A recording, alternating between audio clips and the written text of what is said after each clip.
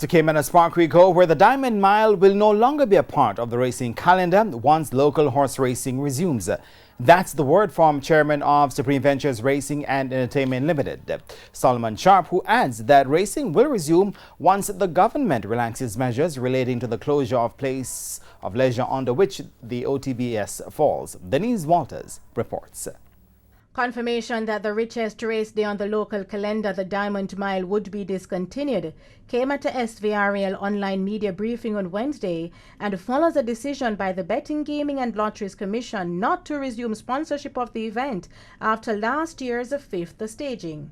Chairman of SVRL, Solomon Sharp, explained the decision. So if the BGLC said that they're not running the Diamond Mile, we can't just take their product and go and seek sponsorship and run it, and there's a lot of legal ramifications. The Diamond Mile was set for the weekend of November 13 and 14.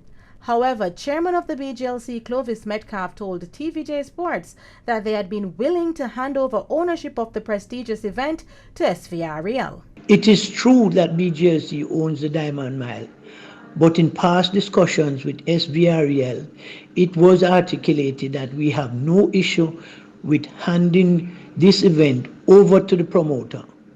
So let me state here and now that BGLC is prepared to pass over the ownership of this event to SVRL for $1. Meanwhile, Sharp says once the government's COVID-19 restrictions changes, racing will resume with a revised calendar. This business is about money, this business is about handle. So we've been looking at what are the races that generate the right handle to pay the purses. So we've been looking at all of this. In the meantime, Sharp addressed concerns raised by stakeholders regarding scaling down of operations at the racing plant. I will still have to go back to Supreme's board tomorrow to see if I can get any more leeway, because it takes cash.